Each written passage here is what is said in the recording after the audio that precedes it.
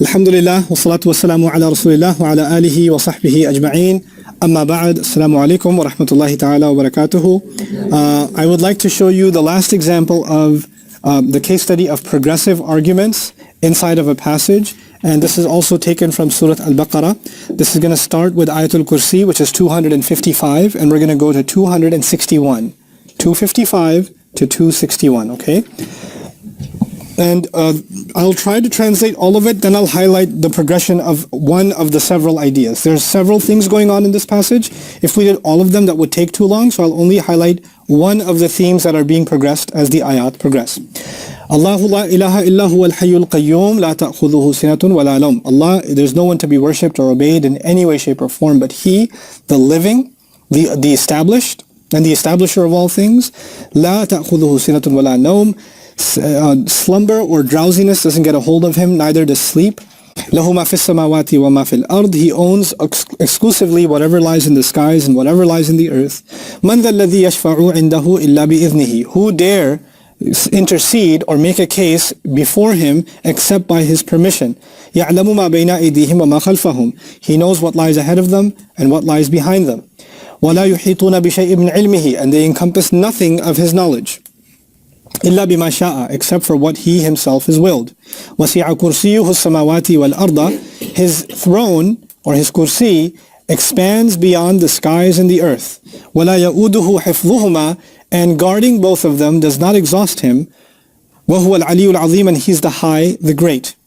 لا إكراه في الدين. There is absolutely no forcing anyone whatsoever in the matter of religion. قد تبين الرشد من الغي. The correct or straight way has been made abundantly clear and distinct from the deviated course. فَمَنْ يَكْفُرْ بِالطَّاغُوتِ. And then whoever were to disbelieve in the forces of rebellion, وَيُؤْمِن بِاللَّهِ. And instead believe in Allah, فَقَدْ اسْتَمْسَكَ بِالْعُرْوَةِ الْوُثْقَى. Then such a person has held on for dear life to the strongest kind of anchor, لَا انْفِصَامَ لَهَا. In whose chain there is no chink, there is no break in that chain, it cannot snap. Wallahu sami'un alim. And Allah is all hearing, all knowing. Allahu waliyul ladhina amanu. Allah is the protective friend of those who believe.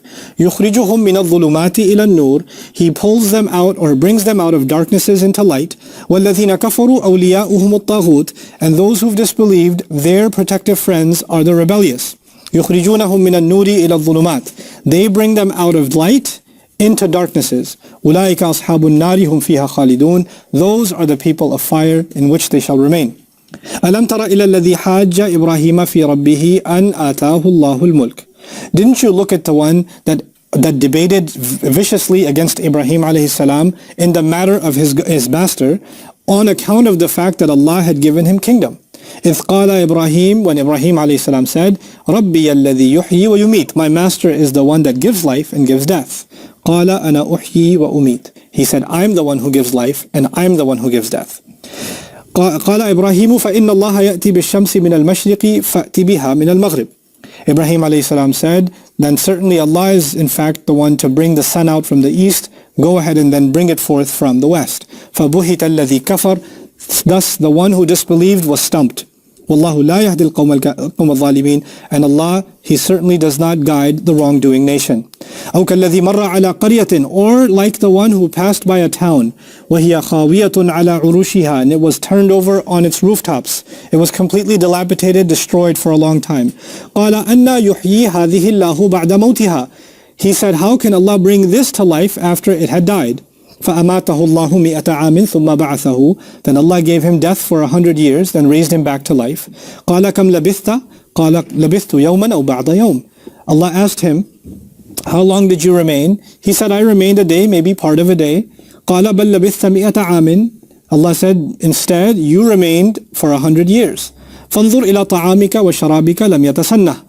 Take a good look at your meal and your drink. They haven't aged. It hasn't aged. وَانظُرْ إِلَى حِمَارِكَ. And now take a look at your mule. وَلِنَجْعَلَكَ آيَةً لِلنَّاسِ. And I've done so to make you into a miracle for people. وَانظُرْ إِلَى الْعِظَامِ كَيْفَ نُنْشِزُهَا. And now take a look at the bones, how we are now going to raise them, spring them up. ثُمَّ نَكْسُوهَا لَحْمًا, then we're going to dress them with flesh. فَلَمَّا تَبَيَّنَ لَهُ, then when all of that became abundantly clear to him, قَالَ أَعْلَمُ أَنَّ اللَّهَ عَلَى كُلِّ شَيْءٍ قَدِيرٌ. He said, I know for a fact Allah is in complete control over all things. وَإِذْ قَالَ إِبْرَاهِيمُ رَبِّي أَرِنِي كَيْفَ تُحْيِي الْمَوْتَى. And when Ibrahim alayhi salam said, how do you bring the dead back to life, Master? قَالَ أَوَلَمْ تُؤْمِنْ. Allah said, didn't you already believe? قَالَ بَلَى. He said, of course. وَلَكِنْ لِيَطْمَئِنَّ قَلْبِي. No, but however, just to put my heart at ease, to put my heart in tranquility. قَالَ فَخُذْ أَرْبَعَةً مِنَ الطَّيْرِ. So he said, take 4 birds, 4 kinds of birds. فَصُرْهُنَّ إِلَيْكَ. Then incline them towards you, train them to come back to you. ثُمَّ اجْعَلْ عَلَى كُلِّ جَبَلٍ مِّنْهُنَّ جُزْءًا. Then place a portion of each on the top of multiple mountains. ثُمَّ ادْعُهُنَّ. Then call on them. يَأْتِينَكَ سَعْيًا. They'll come back to you running. I'm deliberately not explaining, by the way, because I've done a lot of work on Surah Al-Baqarah. Shame on you. وَاعْلَمْ أَنَّ اللَّهَ عَزِيزٌ حَكِيمٌ. And know Allah is mighty, Allah is the ultimate authority and wise. مَثَلُ الَّذِينَ يُنْفِقُونَ أَمْوَالَهُم فِي سَبِيلِ اللَّهِ. The example of those who spend their money in Allah's path, كَمَثَلِ حَبَّةٍ أَنْبَتَتْ سَبْعَ سَنَابِلٍ. It's the example of a single seed that sprouts 7 ears of grain. فِي كُلِّ سُنْبُلَةٍ. In every one of those ears, مِئَةُ حَبَّةٍ, is there 100 more seeds. وَاللَّهُ يُضَاعِفُ لِمَنْ يَشَاءُ. And above and beyond that, it is Allah in fact who multiplies for whoever He wants. وَاللَّهُ وَاسِعٌ عَلِيمٌ. And Allah is vast, knowledgeable. Okay. Now, this passage, we talked about a lot of things, and your mind must have gone to like tons of stories. Ibrahim alayhi salam, then somebody else, and Ibrahim alayhi salam again, and Ayatul Kursi. How is all of it connected? I'm just going to highlight one theme that is being developed in the set of these ayat. There are multiple, but I'm only highlighting one. We began with Ayatul Kursi. Allahu la ilaha illa huwa al-hayyu al-qayyum. Allah, no one is to be worshipped, obeyed, loved, adored in any way, shape, or form except He, the living. Al-Hayy. Now, which means life and death is in whose hands? Allah's hands, because He's the source of all life. He's Al-Hayy.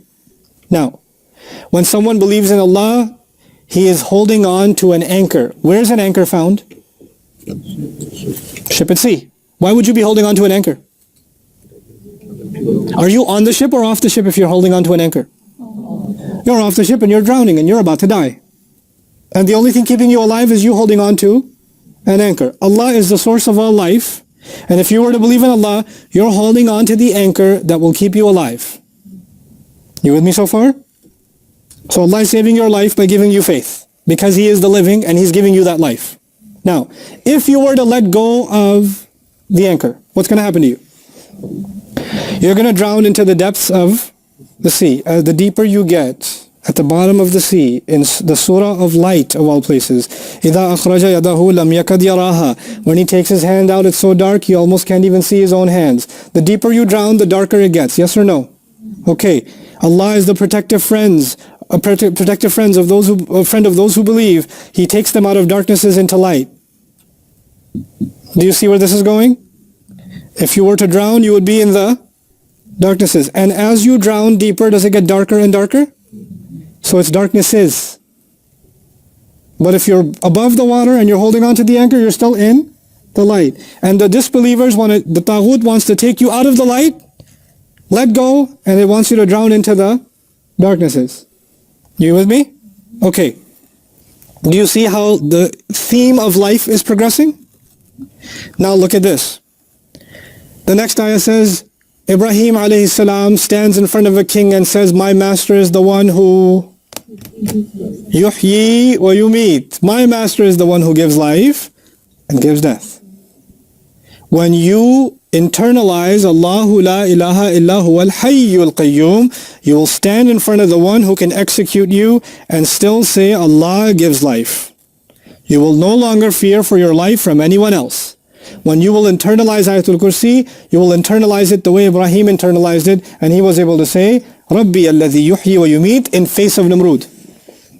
Even though he will say, what? Ana uhyi wa... No, I do. Look, I'm going to execute this prisoner. And this one I will let go. And I can do that to you. Uhyi wa umeet.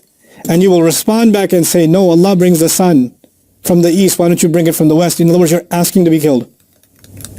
And guess what happens next? He's going to be burned. He's going to be thrown into a fire. أَوْ كَالَّذِي مَرَّ عَلَى قَرْيَةٍ. And by the way, when you internalize that Allah is the source of all life, that's not the only lesson you will learn. You won't just become brave in the face of the most tyrannical and speak the truth because Allah controls and Allah protects your life, nobody else. You're holding on to an anchor that will never break. That's not the only lesson you'll learn. You'll learn hope from life also, because life is nothing without hope.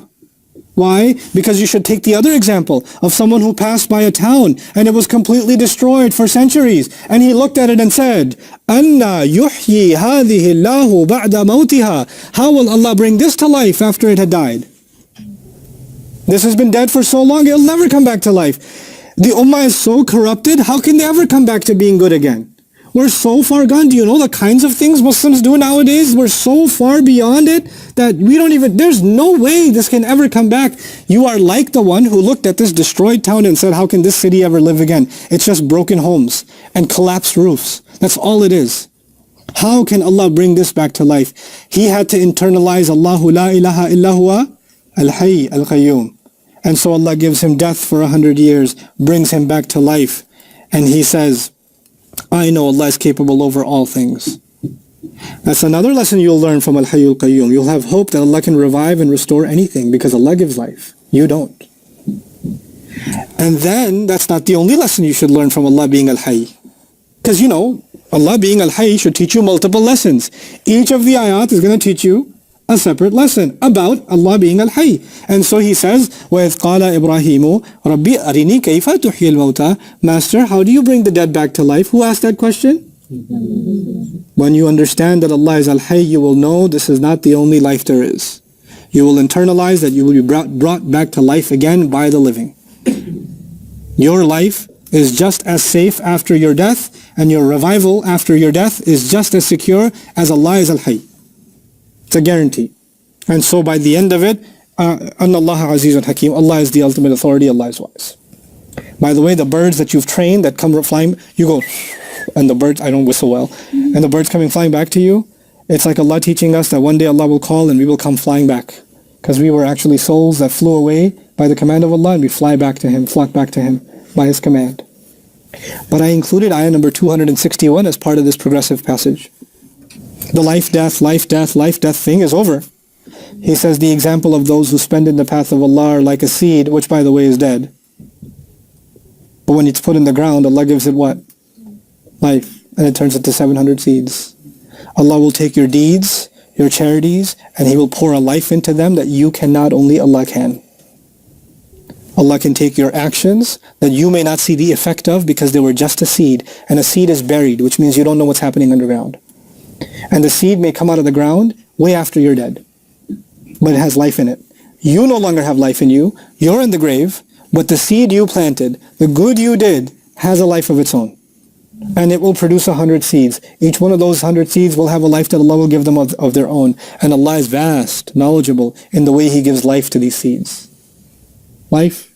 And what started with Ayatul Kursi, continuously progressing through a number of ayat until we get to infaq. Subhanallah. Okay? So this idea of progressing notions, progressive ideas inside passages is a very powerful one. It is one of the dimensions of the logic of the Quran. How the Quran wants us to build conceptual frameworks of different things, spiritual realities, faith realities, historical realities, how He wants us to build ideas atop one another. One of the things that I'm a big advocate of, and that Allah Himself says, Allah doesn't advocate knowing the Quran. Allah advocates thinking. There's not much afala ta'lamun. What do you find? Afala ta'qilun. Why don't you think? Why don't you think? Why don't you think? Ponder, reflect, think, contemplate. These are the words that keep occurring in the Quran. Knowing? Yeah, okay, the basics. The one who knows Allah, who doesn't know Allah. Knowledge is there. But actually it is what you do with that knowledge, and the only thing you're supposed to do with that, the first thing you're supposed to do with that knowledge is think about it.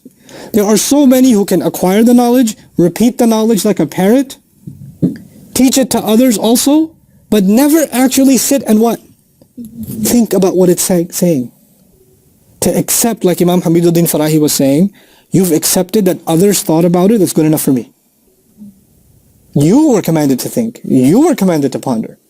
And when that happens, then the Quran, the word of Allah, the revelation comes to life for you. That's when it brings life into the hearts. So this was our first half of the study of coherence within passages, progressive arguments. This was the last of the progressive arguments that I wanted to share with you.